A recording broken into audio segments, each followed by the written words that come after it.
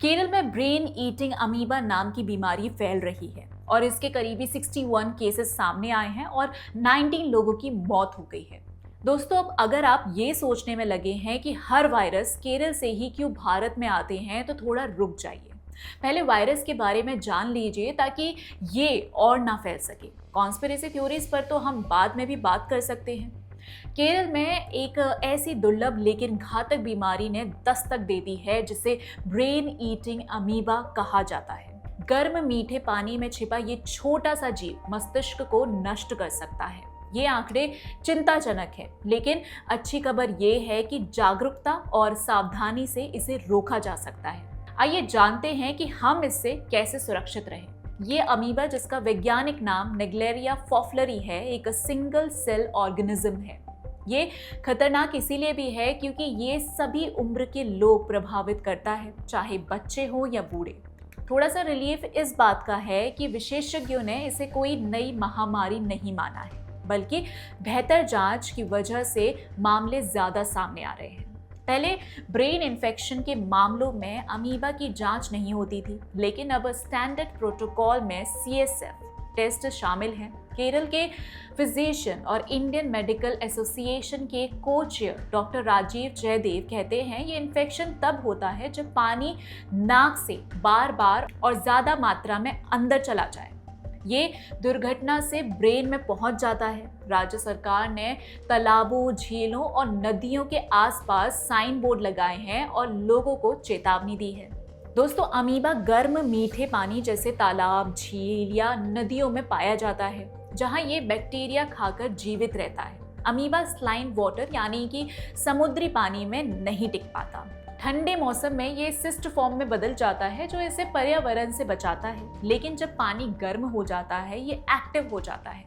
ये brain eating इसीलिए कहलाता है क्योंकि ये ब्रेन टिश्यू को खाकर नुकसान पहुंचाता है, जिससे प्राइमरी अम्बी की मेंजोएंज़ोफ्लाइटिस PAM नाम की बीमारी होती है। ये बेहद रेयर और दुनिया भर में सालाना कुछ ही 100 केस होते हैं, लेकिन डरावना इसीलिए है क्योंकि इसकी मृत्यु दर 97% तक है। दोस्तों, अमीबा इंसान से इंसान में नहीं फैलता, मतलब कि ये कंटेजिनियस नहीं है। इसका समकरण तब होता है जब गंदा गर्म मीठा पानी नाक में ऊपरी हिस्से में नेजल कैविटी के अंदर चला जाए।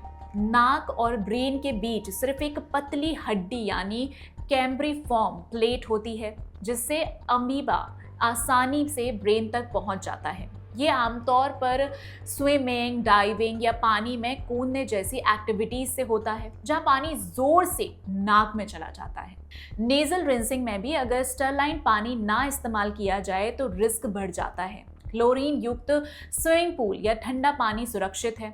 इसके सिम्टम्स की बात करें तो इन्फेक्शन के 1 से 9 दिनों बाद इसके लक्षण दिखने शुरू हो जाते हैं। शुरुआत में ये फ्लू जैसा लगता है, फिर तेज सिरदर्द, बुखार, उल्टी, जी मचलाना, गर्दन में अकड़न जैसा महसूस होता है। अधिक बिगड़ जाने और जांच नहीं कराने पर मरीज को कन्फ्यूजन, दौरा, सीजर्स, हेलुसिनेशन, कोमा भी हो सकता है। अगर समय पर डॉक्टर को दिखाया जाए तो बचाव संभव है, लेकिन देरी से ज़्यादातर केस फेटल हो जाते हैं और क्योंकि नॉर्मल जांच में इसका पता नहीं चलता, इसीलिए मौत के केसेस बढ़ जाते हैं। दोस्तों, अगर आप इससे बचना चाहते हैं तो ये सिंपल स्टेप्स फॉलो कर सकते हैं। तालाब, झील या नदियों में स्विमिंग या नहाने से बचें, खासकर गर्मियों में। अगर जाना हो तो नाक को पिंच करके रखें ताकि पानी अंदर ना जाए। पानी से खेलने के बाद हाथ अच्छे से साबुन से धोएं। खाने से पहले भी हाथ साफ करें। नेटी पॉट या स्लाइन स्प्रे में सिर्फ स्टेरलाइन या बॉइल्ड कूल्ड पानी यूज़ करें। टैप वाटर अवॉइड करें। क्लोरीन लेवल चेक करें, अगर सही हो तो कोई रिस्क नहीं। जो ज़्यादा खेलते हैं तो एक्स्ट्रा केयर लें। दोस्तों, समय पर पता चलने पर इसका इलाज संभव है। इलाज में एंटीपेरेस्टिक दवाएं जैसी दवाइयां ली जाती हैं, लेकिन समस्या ये है कि 70% ब्रेन इन्फेक्शन केस में एग्जैक्ट कॉज पता ही नहीं चलता। स्पेशल CSF टेस्ट ज़रूरी है, जो हर जगह उपलब्ध नहीं है। केरल में अब ये टेस्ट रूटीन हो गया है, इसीलिए केस ज़्यादा डिटेक्ट हो रहे हैं। केरल के ये केस हमें याद दिलाते हैं कि छोटी सी लापरवाही बड़ी मुसीबत ला सकती है। ये अमीबा रेयर है लेकिन घातक। जागरूकता ही सबसे बड़ा बचाव है। अगर आपको या आपके परिवार को पानी से जुड़ी एक्टिविटी के बाद ऊपर बताए लक्षण दिखे तो तुरंत डॉक्टर से संपर्क करें। दोस्तों, स्वास्थ्य विभाग की एडवाइस फॉलो करें और सुरक्षित रहें। ज्यादा जानकारी के लिए लोकल हेल्थ सेंटर में जुड़ें। और दोस्तों, ऐसी ही जानकारी के लिए हमसे जुड़े रहिए और हमें लाइक, शेयर और चैनल को सब्सक्राइब करना मत भूलिए। इसी के साथ मिलते हैं अगले वीडियो में। तब तक के लिए जय हिंद।